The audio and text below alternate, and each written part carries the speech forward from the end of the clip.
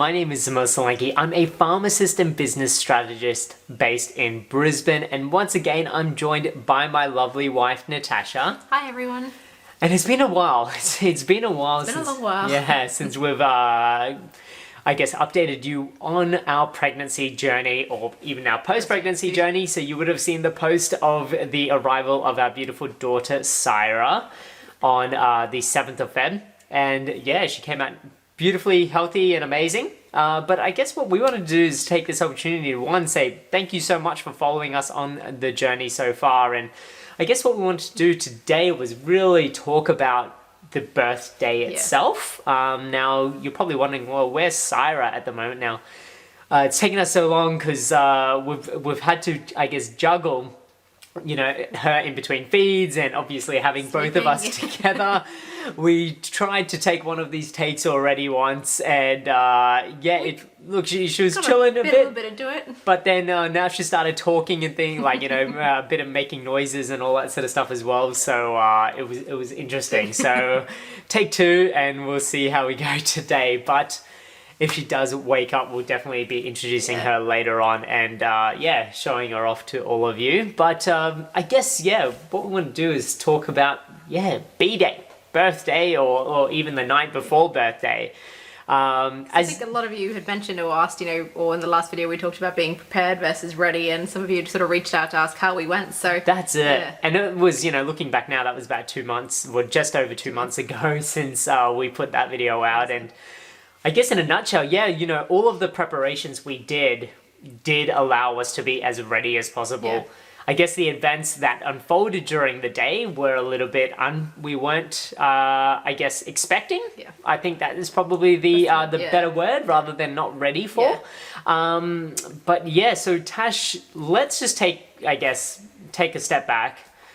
The night before, I guess, and as you know, we were induced because Bub was showing up to be a bit of a chubby Bub. Yeah. And so our obstetrician suggested that we get induced. So Tash, tell me about the experience leading up to that night before. So we went to the hospital the night before. Yep. So Saturday the 6th, Yeah. So, and tell me about that. What was the, I guess, the inducement procedure like? Yeah, sure. So we got to the hospital and presented straight to the birth suite for the induction. Basically what this involved is we met the midwife. I got hooked up to the machines just to check all kind of my stats, you know, the heart rate, everything, as well as Bub, make sure we're all good, everything's sort of tracking okay. The induction that we had was the application of the gel to my cervix just to soften it and ripen it.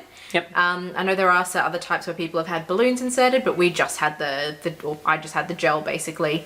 And this really was the midwife, once she was comfortable and all the stats were all looking good and things were still, you know, nice and steady for a while, the heart rate and everything was looking good. Basically, just applying the gel to the cervix. And rather than it be painful, I'd probably describe this as a little bit uncomfortable. It wasn't really sore, but obviously someone's kind of poking and prodding up there to sort of, you know, apply a gel quite vigorously to try and get things moving a little bit, because at this stage my cervix hadn't really, it was pretty firm, pretty closed up, hadn't really started getting ready for Bub's arrival, and we were at this stage about 38 and 4 or 5 days. So we were getting kind of close to the end, and really it was an interesting sensation again, just sort of once it was applied, just that feeling of discomfort, a little bit of not pain, but sort of you could definitely feel something was happening. And once that was done, we sort of stayed down in the birth suite for another kind of hour or so, just making sure that once the gel was applied, everything, you know, was still kind of steady with both Bub and myself before we moved over to our room for the night. Yeah, great. So I'm going to take actually one step further back. So you mentioned a little bit of discomfort. What you might not know is we actually, to bring on labor naturally, the midwife performed a cervical sweep earlier that week. Is that right? Yes. So what was that experience like, I guess? From 38 weeks, I think it's 38 weeks, don't hold me to it, but you can start doing a sweep and Yeah, there's mixing information. Best to go by, you know, we read some reports from 36, some from 38. Look, go by the advice of your midwife and obstetrician, and they'll tell you when the best time is to try that. So that the Tuesday before, we went and had an appointment with our obstetrician, who performed the cervical sweep. And basically, again, this I'd say was more not painful. I didn't find it painful, but again, just that a discomfort, which I sort of had to breathe through as well, with all the breath that we'd learned for the antenatal classes. And it really was the obstetrician, again, kind of getting up in there and really quite vigorously kind of moving around across the cervix to try and see if that stimulates anything really, to get it going, and again to check as well to see if there's anything that started happening, to bring on the labor. And at that stage on the Tuesday, nothing had happened. The cervix was still pretty closed up, and this did the cervical sweep. And then when we presented to the hospital on the Saturday, that hadn't really brought on anything. So we sort of progressed and moved forward with the induction and the progesterone gel. Yeah. Yep, progesterone, or prostaglandin, yep. So the cervical sweep procedure, I guess, and we've mentioned breath work a couple of times. While I'm thinking about it, a lot of people are probably like, what are they talking about, this breath work, And at the end of the day, it's all built around, there's now so many different principles of breath work. And breath has been used for centuries since, at the end of the day, that is the essence of our being, once we stop breathing, we stop living. So essentially, the breath work though, and the focus on breath work helps to change, I guess, the psychological component and the perception to pain. Yeah. Because pain is a sensation. And if the way in which we sense it or respond to that sensation can be altered through our breath. And what we've learned is by controlling the rate of breath can have dramatic impacts on that. And we'll cover off, I guess, the effects of that and the benefit of it. But while I've got it, in my mind right now, essentially you could do the most basic breath work, which is a box breath method. So it's in for 4, hold for 4, and then out for 4, and then hold for 4, then in for 4 again, then hold for 4, out for 4, hold for 4, and you keep cycling through that. Now there's other techniques that we've used, and we'll touch on that in brief detail today as well. But the breath, would you say, Natasha, the breath work was probably the fundamental thing throughout B-Day?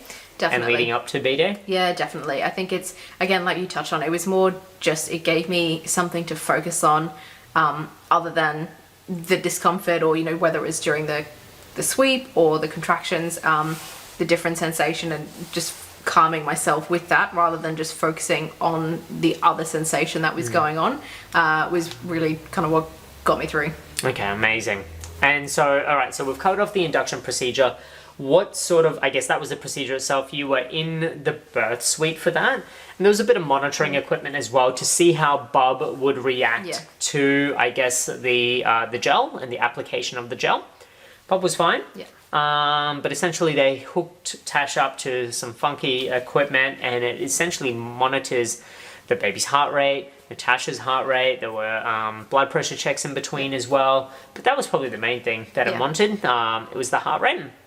Everything went well, and before we went to bed though, they offered you a sedative, something to help sleep. Now we opted not to use that, just in case if, something happened, and because we were going to be quite engaged in the birthing process, we didn't want to be drowsy or have any hangover effects from that. But, that is an option to help you sleep during the night, because the induction procedure brings on elements of labor and contractions and things like that. So tell me about how the night was and what sort of tools or things that you found really helpful to start managing those contractions. And I guess things that, you could use at home as well, right?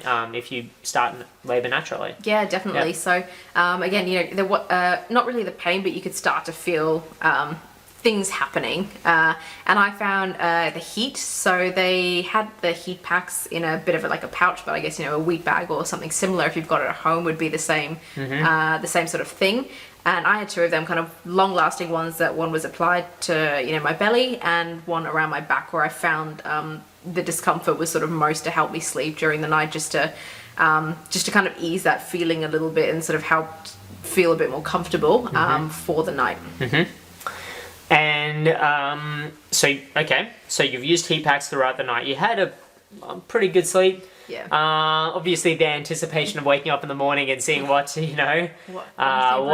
day is going to bring. And so tell me about that. So you woke up and then things started moving a little bit quicker than what we thought. Yeah, so the midwives kind of came in at about 5:30. Usually the process is they'll wake you up, you get ready to go to birth suite for them to break your waters, and kind of see how things have gone with the gel application, and break your waters, or in some cases, they can do another application. But in any case, for us, they sort of did that. I went to the bathroom, and was fortunate enough that while I was in the bathroom, my waters broke naturally.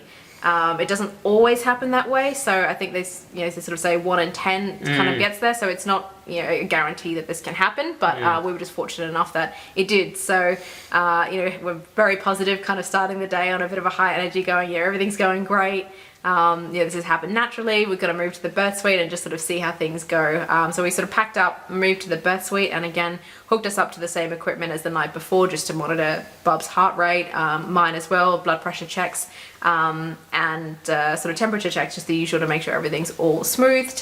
So I'm going to take a step back though. What was the sensation of breaking your waters naturally? Because Hollywood dramatized this so, to make it look like quite a horrific event. Yeah. There's a lot of screaming sometimes. Some Hollywood dramas just like, oh, I broke my water. But what was it actually like in real life?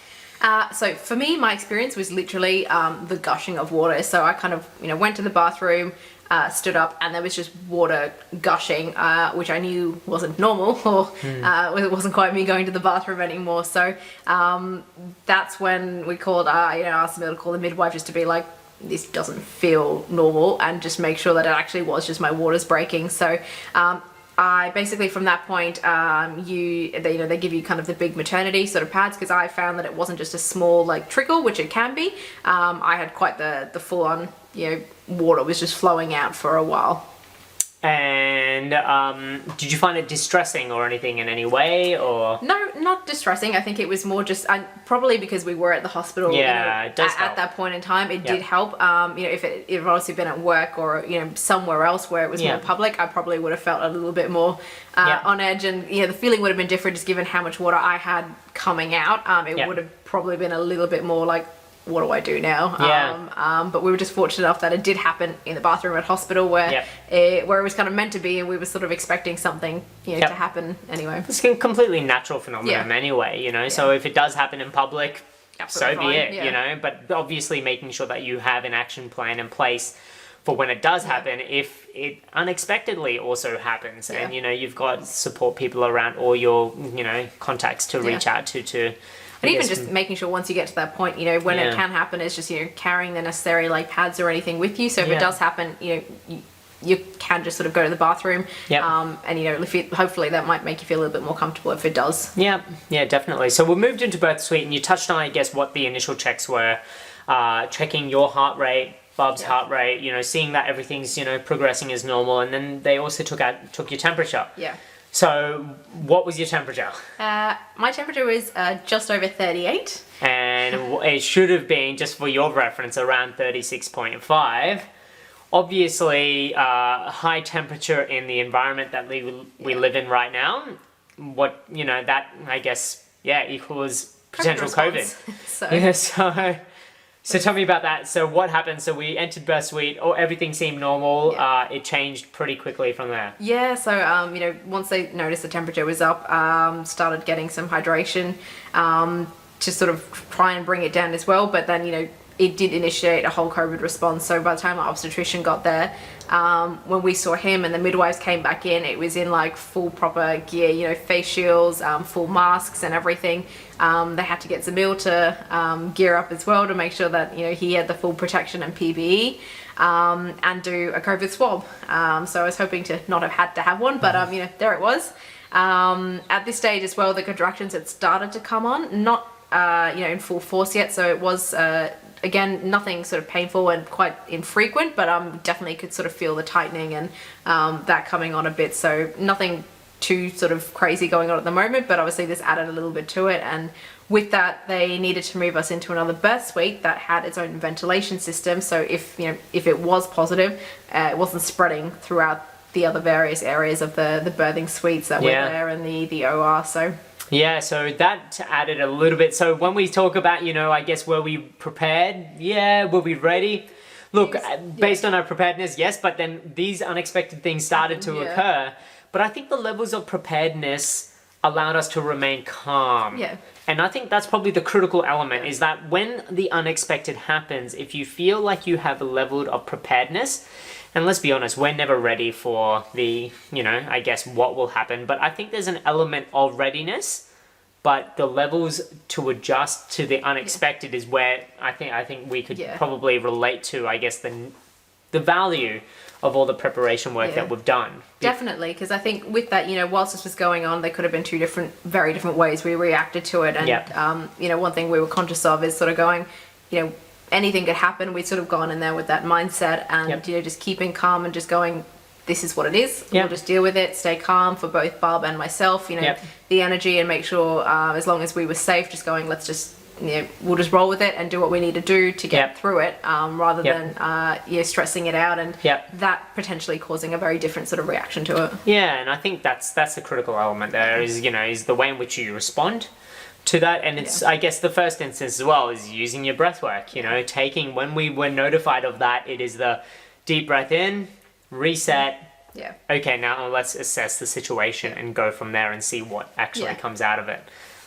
So we've now entered this different birth suite with, I guess, in our own isolated room, in gown, in kit for about 2 hours, eagerly waiting for the results of the COVID screen. Thankfully, it comes back negative. There's some normality resumed, I guess, to our birth experience and our birth plan. Now, we've used the word birth plan a bit, haven't we? Now, what we've found out is, and we learnt this term after from our midwife, is looking at, rather than a plan, but a map. At the end of the day, the destination is the same. We want the arrival of a healthy baby, a safe, safely delivery, as well. Safe delivery, and mum is also safe and healthy as well. So the destination is still the same. However, there might be little detours and things like that on the map. And this was, one of the detours that we experienced on the day, but it came back negative. After 2 hours, we were able to de-gown, which was amazing, which added a great sense of normality back to the day. But then it also opened up the question as to going, well, why does Natasha still have this fever? What's happening? And when she did present with the fever, they started putting her on fluids and things like that. Maybe it was elements of dehydration. But then it also then begged the question going, well, does Natasha have some sort of undiagnosed infection or virus or something? Or is there a danger to the baby and the baby is in contact, or, something in the womb. Something in the womb is maybe there's some sort of viral infection or bacterial infection in the womb that could actually impact the health of our baby. So we did a little bit of extra monitoring, and also bloods were taken. Antibiotics were pumped into Natasha as well via a drip. But, at the end of the day, then, we gave that about an hour or so, and we started to see things starting to normalize. Bub's heart rate throughout all of this, which was the critical element, was pretty good. There were some times where it was looking a little bit funny and things like that, but overall it normalized, and our obstetrician was happy for us to progress to deliver, I guess, Syra naturally or vaginally. So I guess tell us about the experience of now the birth process. So we moved into the other room. We've given the all clear by COVID. You're getting pumped with antibiotics, but now you're starting to go into pretty full-on contractions, because now at this point in time, after we're cleared of COVID and the obstetrician was able to do a good check again of where we were at, we're about 5 to 6 centimeters dilated, and Natasha broke her waters at about 6 a.m. And this is roughly about 10 a.m. now, where she's about 5 to 6 centimeters dilated. And the benchmark is for roughly every hour, you hope to progress roughly a centimeter. So tell us about, what did you find? What did the contraction feel like as you started to progress? Yeah, so as we, kind of as they progressed and got a little bit more intense, it really was, for me, I kind of felt it as more of an intense pressure kind of pushing down in my body than a pain. That I was feeling. So it was, it was kind of like a tightening and sort of this quite intense pressure. And that's where the breath work and, coming back to that, the sort of the different types of breath work that we used to create different sensations. Zamil was quite an integral part of going through my contractions with everyone, counting out breaths with me, doing some of the breaths with me, and the touch sensation was something that we used quite a lot, which was really just an idea of coming back to, rather than focusing on the contraction itself, but focusing on the breath or the different touch, and that sensation is taking your mind sort of somewhat off just focusing on the contraction to help you get through it. And through our antenatal class, one of the things that I found quite helpful was just sort of thinking to myself, this was just a bit of a, the contraction's like a wave, it's coming, it's building up, it's quite a big wave, but it will pass, the wave has to dissipate. So just sort of using these different sort of techniques and ways to think about it, and the breath and touch to help get through that. And at this stage I started using a TENS machine as well, sort of hooked up to my lower back, which is kind of like a pulsing sensation. And again, the idea of it is just to sort of, kind of help as the contraction builds, is a different sensation to focus on and sort of feel, rather than just that contraction itself. So contractions happening, you're using a TENS machine, you're hooked up to antibiotics and things like that. As part of our birth plan or birth map, we really researched, what your pain options were. At the end of the day, we wanted to make sure that you were as comfortable as possible, but also understood that there were some associated risks to using the pain management available, but also some limitations as well with your movement and your sensation and things like that. So there's three main pharmacological pain methods or pain treatments used in Australia at the moment, and the first being nitrous oxide. So nitrous oxide is a gas, that is applied, and sometimes depending on the hospital that you go to, is allowed to be controlled by the mother, the expectant mother as well. And this has been used for centuries. So it was first actually used as an analgesic in pregnancy and during labor since 1881. So it's definitely been used for a long period of time. It's used more commonly in Australia than some other countries in the world, but it's a great first line step. The second one, morphine. So morphine is more commonly used during early active labor and is preferred over pethidine due to its shorter duration of action. But for many women, this offers actually a good amount of pain relief, but does come with some risks to the baby, including decreased heart rate and respiration rates as well. So that's something that's not as commonly used, but at the end of the day, the midwife and the obstetrician will review your case and assess, the risk versus benefit as well. Now, the third being, what we all sort of know and probably is very commonly used, is the epidural. Now, the epidural is administered by an anesthesiologist. And what that does is there's an injection in a space in the spine, and there's some medication that's injected into the spinal cavity, which from about the chest down numbs the entire area. Now, there is some sensations of pushing, pulling, and things like that might still be felt, but any sort of pain sensations are diminished. But with that then comes the inability to walk, but also the inability to feel contractions. And so that's where a midwife will start helping coach you through it, using their special monitoring equipment to know when to push and things like that. So we used, as Tash mentioned, a TENS machine, which was fantastic, and that provided, a non-pharmacological treatment for Natasha's pain. And we were very blessed to avoid all of the pain relief measures up until we found out that Syra was not dropping. So we're about 3 p.m. in the afternoon? About 2 to 3 p.m. 2 to 3 p.m. and obstetrician comes in. Now Bub's heart rate is still a little bit funny. Tash's temperature hasn't dropped back to normal yet as well, and does a check, and Tash is only at about 8 centimeters dilated at that point in time. Now, when we track it out, being at 10, between 5 to 6, we would hope that she would have hit that mark, probably, about, 1 p.m. and, around 3 p.m. will probably fully dilated at that point, but it seemed to have really slowed down since the morning. The obstetrician, I guess, told us that, look, at the end of the day, there might be a possibility that we need to look at other options. And we explored those options at that point in time, but we also then made the call and go, look, let's just wait and see. Let's see what happens. At that point in time, though, Natasha was also using a birthing ball or an exercise ball to labor on, and that was probably her most, I guess, used method. It was just most comfortable for me, kind of just sitting on the birth ball, leaning over against the bed. I found the bed quite uncomfortable to be on, and walking around didn't really help me very much. So I'd sort of found that kind of just bouncing around on the ball and sort of just using that was the best for me to sort of work through it all. Yeah, and it allowed me as the support person to still provide her with the support through acupuncture, so acupressure, not acupuncture, acupressure on the shoulders and things like that as well. There's certain points which help to address those feelings of pain and discomfort as well, but also even techniques of breathing through the lips. So, my lips are dry.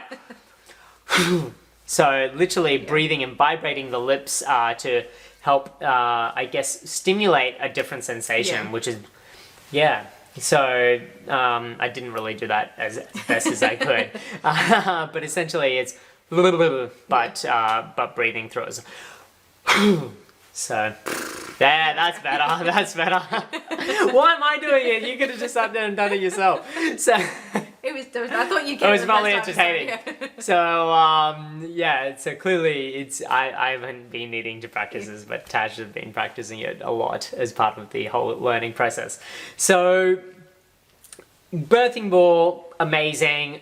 But what we noticed on the bed, she was actually feeling a little bit of lower back pain pressure. Now, unknown to us at the time, but during our preparations, we were made aware that if there is quite a discomfort in the lower back, that it might mean that Bub, even though head down, might be actually the wrong way around. So she might actually be in the posterior position. That means that she's facing, or her face is facing towards Natasha's spine. So we were, I guess, we still tried to, let things happen for another probably 1 to 2 hours. And look, at that point in time, the obstetrician is about 5 p.m. came in and said, look, you're only about 9 centimeters dilated at this point. Up until this point, Natasha has used no pharmacological interventions. And from me as the support person and partner, I was just astounded with the power of the female human body. So you are absolutely amazing, and credit to all the females that, deliver a child in this world. Just the power that you have is truly inspirational. Whether or not you choose to use pain relief, regardless, just the power that you have is absolutely inspirational. So well done. So 5 p.m. rolls. The obstetrician says, look, you can keep pushing and see how we go. That by that time, Natasha's temperature had come down to a comfortable level for the obstetrician. Bub's heart rate was still good, but there were still elements of, a little bit of concern. And at that point in time, Natasha had been now pushing, in birth suites and, for a long time, and at the end of the day, if you've gone through the birth process yourself, you're not allowed to eat anything, during that. I was supplying her and making her up hydrolyte throughout the days just to keep her, I guess, her electrolytes up and sustain, and particularly that she was running that fever, she was already on fluids and things like that as well. So rather than being an emergency situation and waiting till an emergency, could have arisen out of this, we elected through a lot of consultation and some heart-to-hearts to actually, have a C-section, a cesarean. I think it was also just at that point, we were both safe to continue pushing naturally, but not wanting Bub to get stressed if something was happening. You know, head was already a little bit swollen, which we didn't know why. Yeah. And because of that, we just quite unsure that if we kept going, you know, was it going to arise in a situation where it suddenly became, you know, it's got to happen like instantly, and then, you know, just the feelings. And although, you know, we might have gone in there, we don't get to control it as much or be involved in that decision and go in there calmly. We sort of thought, you know, while we have the choice, we're unsure, we've given it, you know, all we've got really to try and get here and have this vaginally. But, you know, let's just make sure, you know, the decision to go cesarean, where we're both safe, we're both calm, a bit more of our choice, and, you know, just the feeling of it and the energy in the room, you know, we could control that. Yeah.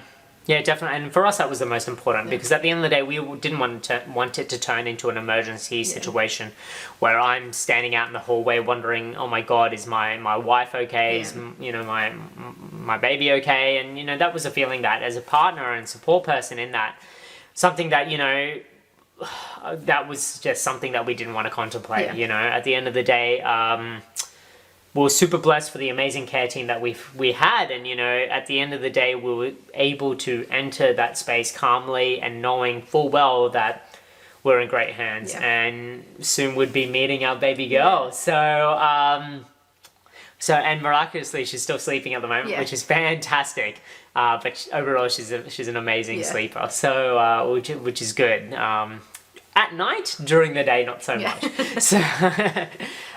So we're now entering, I guess now we're entering the birth suite or the surgery room, you know, and it's a very different environment to the comforts of, it's very clinical, big bright lights, a lot of monitoring equipment, you know. You feel like you're more in a hospital now at this stage, I guess. Yes.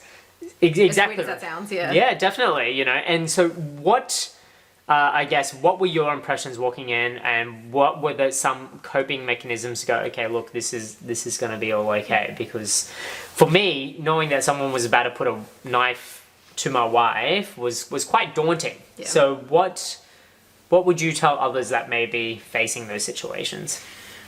To be honest, I think for me, it was more just focusing on the fact that, you know, if you've made the decision or been in that position where it's your choice, just going, you know, this is still my labor of love. Like, you know, the most important thing is Bob and you are safe.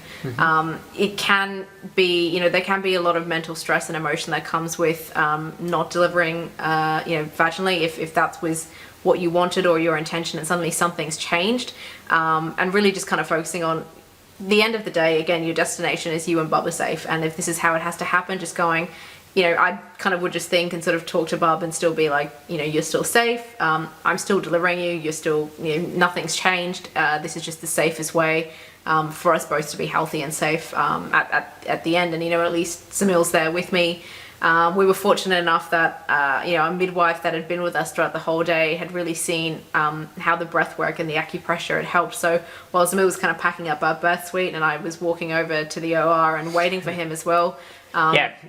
Just so I don't understate that, because her back was so uncomfortable, she's like, no, I don't want to lie down on the stretcher. So we're quite blessed. We delivered at the Wesley, and she was able to walk to the, which was in itself, and I was in awe at that as well. So stopping at little intervals, having a contraction, keep walking, and then enter the surgery birth suite. Yeah. But, you know, while Samir was doing that as well, the midwife was doing the acupressure with me. You know, she kept going and mimicking what Samil had been saying to me with the breath work and counting everything out with me, because she'd seen how well it worked, and, you know, the effect and the power of that it had on kind of getting through to that point. So really just, you know, mentally focusing on this is what's best, this is what's going to get us the outcome that we want, and continuing, you know, with still those breath mechanisms and the acupressure the whole way through, you know, not wavering or suddenly letting that slip, but so just continuing, it still needs to happen. Really kind of helped out, and you get ready and set up until they put the epidural in, from which... And what was that like? What did the epidural feel like? It was really like, obviously it's quite a big needle that's going in, so you do kind of feel it as a bit of a kind of going in until they administer it. But again, for me, just sort of working through breathing, and it, you know, comparing it to the contraction, it wasn't really too bad, but still sitting there and sort of breathing through it, and just sort of one of the main ones that acupressure that you could do on yourself was obviously check with if you're going to an acupressure or acupuncturist exactly where it is, but in your hand there's a point that is pain relief when you press it, and sort of for me I'd use that quite a lot through the contractions and at the the administering of the epidural to just focus on that sensation as well until it was done. And it's really just a few seconds. It might seem like a long time, but it's not that long while they insert it, and then literally from then really couldn't feel anything, so needed they help kind of swing your legs on the table and shimmy you around to get you in the right position. Yep. No, awesome. So that'll within minutes you were numb. Yeah. You couldn't feel anything, and they start coaching you through it. The room has your pediatrician rocks up. There's a anesthesiologist, of course, to administer the epidural. Your obstetrician's got a backup person in there. There's extra nursing staff. Just obviously because it is a surgical procedure, they need to take additional precautions.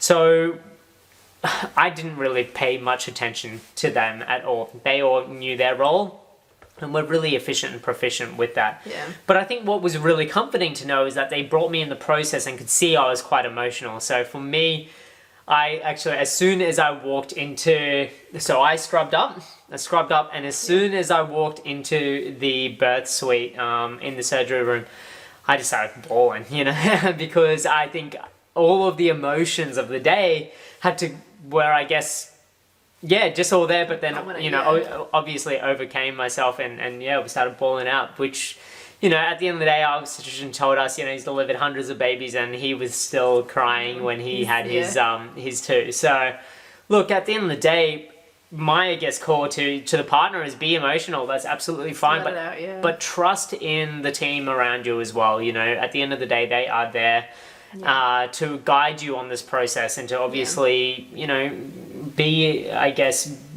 be calm for your partner as well. At the end of the day, be emotional, but know that you're in the right place for whatever reason necessary. And we're blessed that I could be a part of that. I know of other very close friends that didn't have the option, turned into an emergency cesarean, and unfortunately the partner was kind of left in the hallway wondering, oh my god, what's happening, and even in those instances as well, know that the ultimate care is being afforded to the bub and your partner, in the hope that and the aim that the ultimate destination is reached, that both mum and bub are safe and bub comes out healthy and mum is healthy as well. So the C-section happened. You obviously didn't feel a thing. And I would be a bit worried if you did. And so would the anesthesiologist and the obstetrician. So tell me about, I guess, the postpartum care. So, you had the surgery. How long did the, I guess, pain last for, and then what was your experience in the days following? So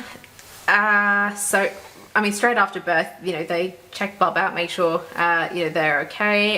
We'd obviously opted to have the vaccinations given to Syra. And once that's done, it was really just get bub onto mum as soon as possible. So they placed Syra on my chest to start getting that skin to skin contact, which is really important if you're able to have that opportunity as soon as bub's born. And really Syra was there for quite a while, and babies are so intuitive. It really was just about placing her on my chest, and she eventually starts to shimmy her way down to the breast when she's ready to start eating, and that process can take an hour, or try this sort of, I think it's about an hour to try and get your first feed in, if you are able to breastfeed again. And so we were just fortunate enough that they kind of wheeled me out, and it's just next to the operating theatre to monitor me really until I could start getting some sensation back, just to make sure it was wearing off as expected. But Bob was with me, Zamil was there, and the nurses and midwives would just be checking just to... So the epidural was wearing off. As well, just then I could start feeling things. So they had obviously put in a catheter as well, just because with the loss of feeling, just to make sure that everything was kind of taken care of. And that remained in until the next day and sort of overnight, but I could start getting a little bit that sensation back. And then once they were comfortable that it had worn off as expected, wheeled us back into our room for the night. And then it was really the midwives kind of coming in and starting to help us out with really how to you know, how to start feeding Bub, you know, kind of breastfeeding techniques, sort of swaddling, and really the journey began from there for us, and you know, kind of learning about how we best take care of Syra and some tips. No, awesome. So I think we'll probably leave it there, because our next video, I think what we'll do is discuss, you know, what that postpartum care looked like, you know, how to manage, you know, how Natasha managed to care for her, essentially what it is a wound. But also then, you know, I guess the first couple of weeks of, you know, having Syra and all of that as well. And, you know, the very quick lessons that we learned along the way as well, and our tips and tricks to help guide you if you're on the same journey as well, or a loved one is as well. So yeah, so I guess that's all. Now you're probably wondering, oh man, damn, Syra hasn't woken up. And you know, we're probably not going to wake her up, to be honest. But what I could do is, definitely refer you onto our Instagram channel. You know, the handle's in the description and on the video right now. That's all of the behind the scenes stuff. So please do follow us on Instagram. Facebook as well is where we post up a little bit of stuff as well. And then we can, you can definitely see Syra and her happenings on those channels. But once again, you know, thank you so much for joining us. You know, I guess the thing that we'd like to leave you with is that you've got a birth map. It's not necessarily a plan. And as you can tell by our story today, it didn't go exactly to the plan, but we got to the destination on our map. And that's what we wanted, you know. And to answer that question, we were prepared, yes. Were we ready for the day? Look, for the best part, you know, we were. But were we expecting for the day to pan out? No, we didn't. But what was, I guess, the biggest takeaway lesson was that we were able to roll with the unexpected because of our preparedness. But also just remaining calm, you know, remaining calm was, even if we hadn't done that preparedness work, is trusting in, you know, the experts around you, but also then knowing that all of the interests lie with mum and bub and their health and safety. And that is the number one thing. So until next time. Thank you very much. Thank you so much for joining us. And we look forward to, chatting with you next time. So have an amazing day and chat to you soon. See you later. Bye. Bye.